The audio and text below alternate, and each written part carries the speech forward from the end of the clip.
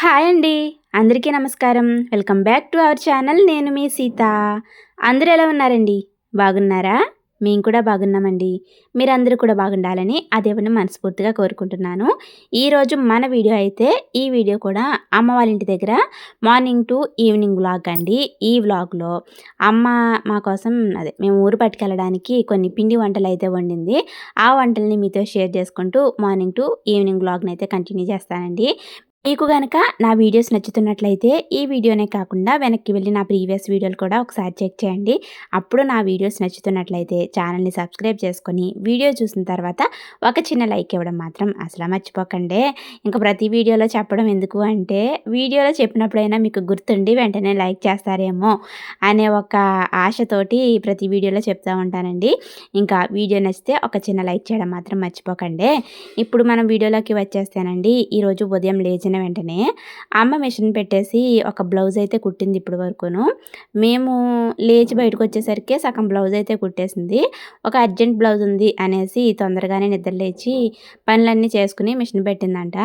Motor పెట్టి machine కుట్టింది అంటే సౌండ్ ఎక్కువ వస్తుంది కదా, మళ్ళీ పొద్దున్నే ఎందుకులే అంత సౌండ్ అనేసి ఆడు పెట్టి అమ్మ తొక్కే మిషన్ కుట్టి ఇప్పటి వరకు బ్లౌజ్ అయితే కుట్టేసిందంట. ఇంకా లేచి వచ్చిన తర్వాత ఇంకా టిఫిన్ అయితే ఇంకా ఏమీ చేయలేదు.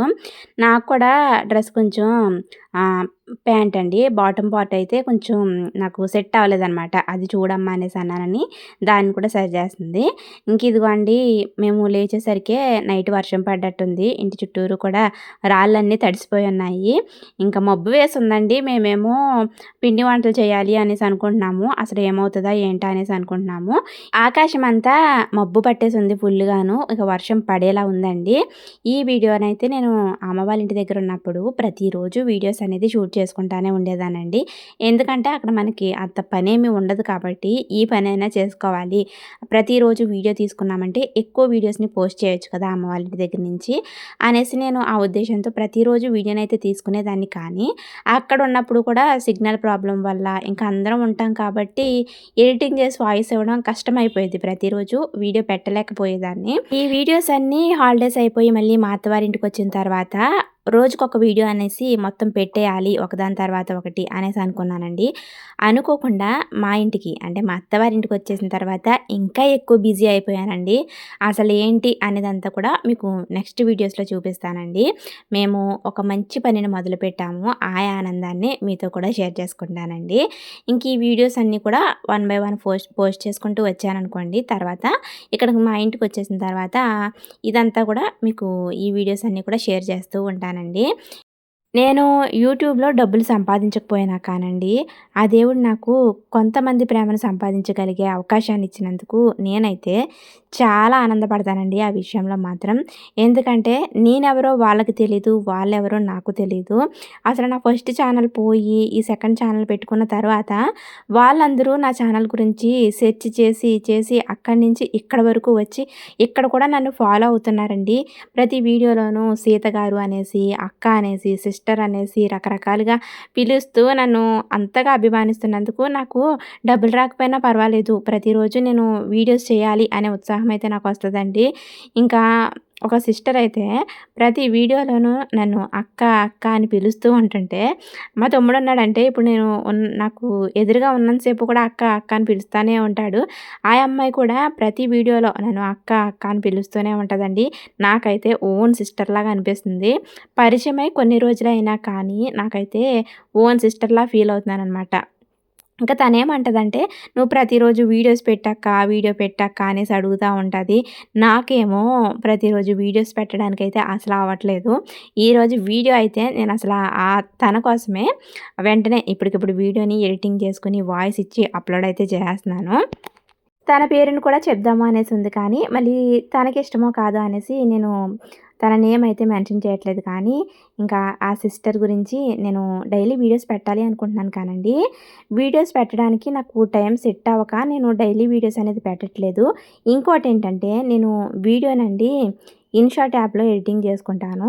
పాత ఫోను అదే నా ఫస్ట్ ఛానల్ ఉన్నప్పుడు ఆ ఫోన్‌లో ఎడిటింగ్ చేసేటప్పుడు చాలా ఫాస్ట్‌గానే అయిపోయేది. ఇప్పుడేంటంటే నా కొత్త ఫోన్ వచ్చిన తర్వాత మళ్ళీ ఈ ఫోన్‌లో కూడా నేను ఇన్‌షాట్ యాప్‌ని డౌన్‌లోడ్ చేసుకున్న తర్వాత ఆ యాప్ ఎందుకోనండి నాకసలా కుదరట్లేదనమాట. అంటే నేను ఫస్ట్ నుంచి ఇన్‌షాట్‌లోనే చేసేదాన్ని కాబట్టి నాకు బాగా అలవాటు.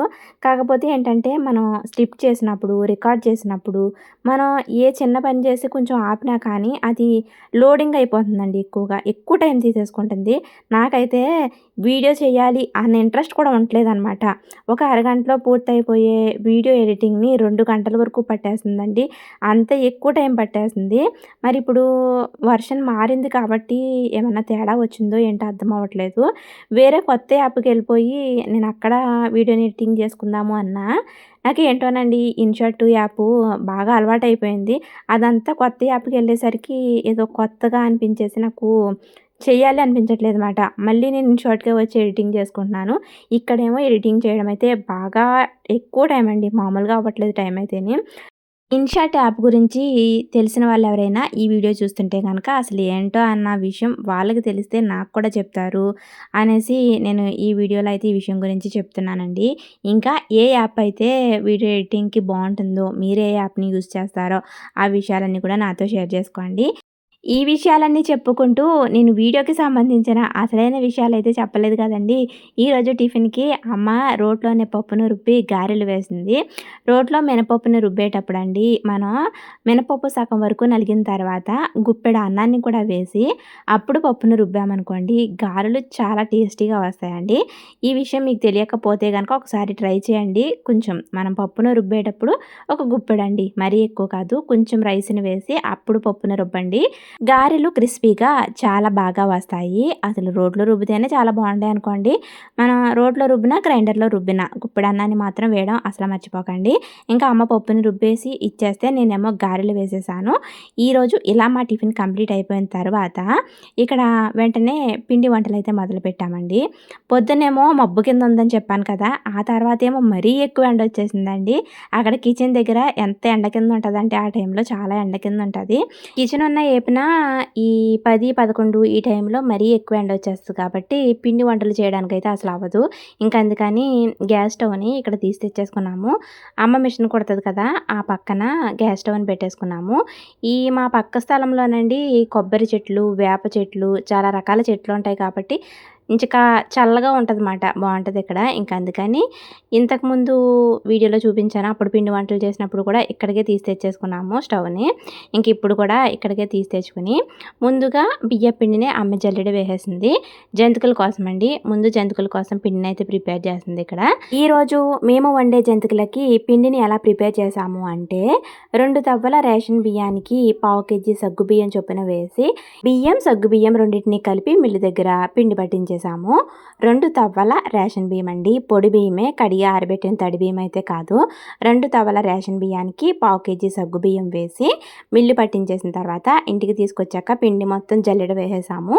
జల్లెడ వేసుకున్న బియ్యపిండిలో రుచికి తగినంత సాల్టును ఇంకా క్రష్ చేసుకున్న వామును కూడా వేసేసుకోవాలి.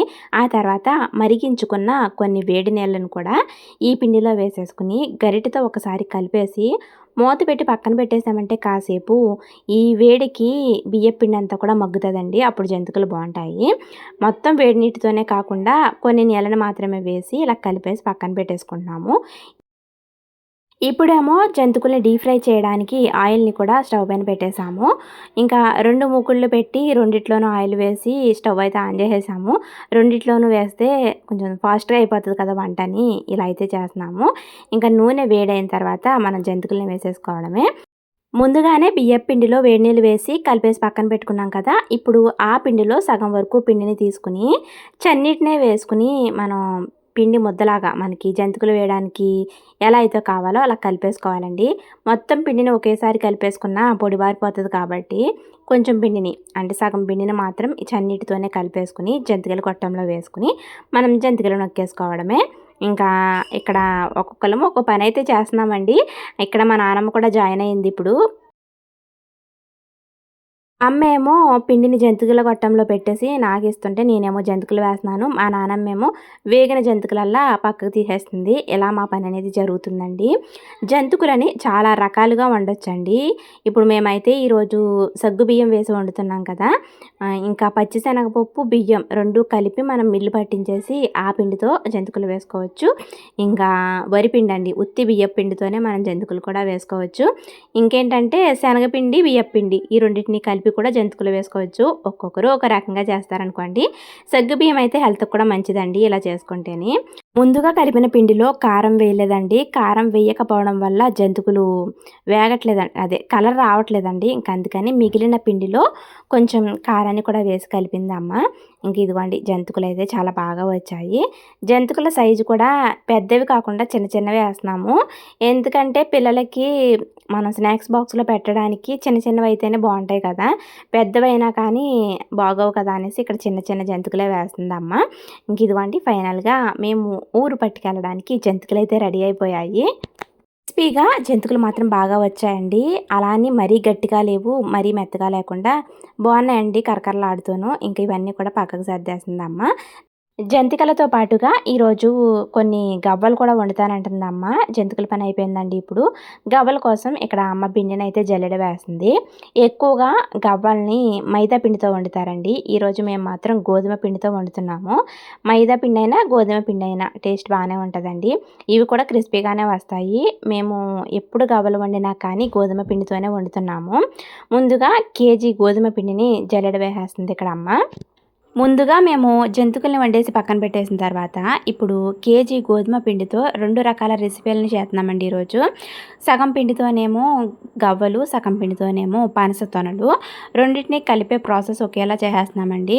గోధుమ పిండిలో చిటికెడంత సాల్టును 4, 5 స్పూన్ల వరకు నెయ్యిని వేసేసుకుని ఒకసారి బాగా కలిపేసి ఆ తర్వాత కొంచెం కొంచెం నీళ్ళని వేసుకుంటూ ఇలా చపాతీ ముద్దలా కలిపేసుకుని పక్కన పెట్టేసుకోవాలి. ఇప్పుడు ఈ పిండిని 2 భాగాల్లా చేసేసుకుని సగం పిండితోనేమో గవ్వలు, సగం పిండితోనేమో పనస తొనలు చేస్తున్నాము. ఇంకా గవ్వలకి పిండిని కలిపేటప్పుడండి గోధుమ పిండిలో కొంచెం ఉప్మా రవ్వను కూడా కలిపి చేస్తారు. ఇంకా మేము రెండిటిని ఒకేసారి చేసేస్తున్నాం కాబట్టి ఎలా ఉంటదో ఇది కూడా చూద్దాము అనేసి అంటే ఉప్మా రవ్వ వేయకపోయినా ఎలా ఉంటుందో చూద్దాం అనేసి ఇలా కలిపేసాం. కానీ గవ్వలు మాత్రం చాలా బాగా వచ్చాయండి. ఇక్కడ నానమ్మ నేను చిన్న చిన్న ఉండల్లా నానమ్మ చుట్టేస్తుంటే నేనేమో ఇక్కడ గవ్వల బల్ల పైన గవ్వల్ని చేసేస్తున్నాను.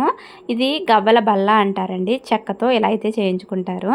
దీనికి ఆయిల్ అప్లై చేసేసుకుని ఇదిగోండి ఒక ఉండని తీసుకుని ఇలా గట్టిగా ప్రెస్ చేసాము అంటే గవ్వ అయితే వచ్చేస్తుంది. ఈ గవ్వల బల్లలు కూడా మా అమ్మమ్మ చేసేసింది ఓన్గాను. చెక్కకి అలా ఘాట్లు పెట్టేసి ఈ గవ్వల బల్లని అమ్మమ్మే తయారు చేసేసిందండి ఓన్గాను. మరి ఆ ఘాట్లు ఎలా పెట్టిందో తెలీదు కానీ ఇక్కడ అమ్మ దగ్గర ఒకటి ఉంటుంది గవ్వల బెల్ల, అక్కడ మా ఇంటి దగ్గర ఒకటి ఉంటుంది. ఇంకా నా చిన్నప్పుడు ఎప్పుడో చేసిందంట మా అమ్మ అంటది అమ్మమ్మే చేసేసింది అది అనేసి. ఇంకా తర్వాత ఏమో కొన్ని గవ్వలు చేస్తామన్నాము. ఇక్కడ అమ్మ ఏమో పనస తొనల్ని కూడా చేసేస్తుంది. పనస తొనలు అని ఇంకా ఇలంబరి పువ్వులు అనేసి ఒక ఏరియాని బట్టి ఒకలా పిలుస్తూ ఉంటారండి. ఇక్కడ గోధుమ పిండితోనే ఇలా అప్పడంలా చేసేసిన తర్వాత మధ్యలో ఘాట్లు పెట్టేసుకుని చాకుతోటి అలా రౌండ్గా చుట్టామంటే ఈ పనస తొన అయితే రెడీ అయిపోతుంది. ఒక్కొక్కరు ఒక రకంగా పిలుస్తారనుకోండి. ఇక్కడ నేనేమో గవ్వలు చేసేస్తున్నాను. మా అమ్మ అయితేనేమో ఈ పనస తొనలు చేసేస్తుంటే మా నాన్నమ్మ ఏమో అన్నిటినీ ఫ్రై చేసేస్తుంది. ఇక్కడ రెండిటికి పాకం పట్టే ప్రాసెస్ ఒకటేనండి. ఇంకా పిండిని కలిపే ప్రాసెస్ కూడా ఒకటే. అర కేజీ పిండితో మనం ఇప్పుడు గవ్వలు చేసాం కాబట్టి అర కేజీ బెల్లంతో పాకాన్ని పడుతున్నాము. అక్కడ చూపించిన విధంగా ఉండపాకం అయితే వచ్చేసింది. ఇప్పుడు ఉండపాకం వచ్చిన తర్వాత యాలకుల పొడిని కూడా వేసేసుకుని ఇప్పుడు ఈ బెల్లం పాకాన్ని గవ్వల్లో వేసేసుకుంటున్నాము. అర కేజీ గోధుమ పిండితో ఈరోజు గవ్వల్ని చేసాం కాబట్టి అర కేజీ బెల్లాన్ని పాకం పట్టి గవ్వల్లో వేసేసాము. గవ్వల్లో పాకం వేసిన వెంటనే ఇలా మొత్తం కలిసేలాగా ఫాస్ట్గా తిప్పేసుకోవాలండి. లేదంటే పాకం ఆరిపోతుంది. గవ్వలకి పాకాన్ని బాగా పట్టించిన తర్వాత వేడిగా ఉన్నప్పుడే మళ్ళీ వెంటనే ఒక్కొక్క గవ్వని అంటుకోకుండా విడదీసేసుకోవాలి. లేదంటే అన్నీ అంటుకుపోతాయి. ఇంకా అలా గవ్వలను అయితే చేసేసిన తర్వాత ఇక్కడ పనస తొనలకి కూడా సేమ్ అదే పాకం అండి. అర కేజీ గోధుమ పిండితో పనస తొనలు చేసాం కాబట్టి అర కేజీ బెల్లాన్ని పాకం పట్టాము.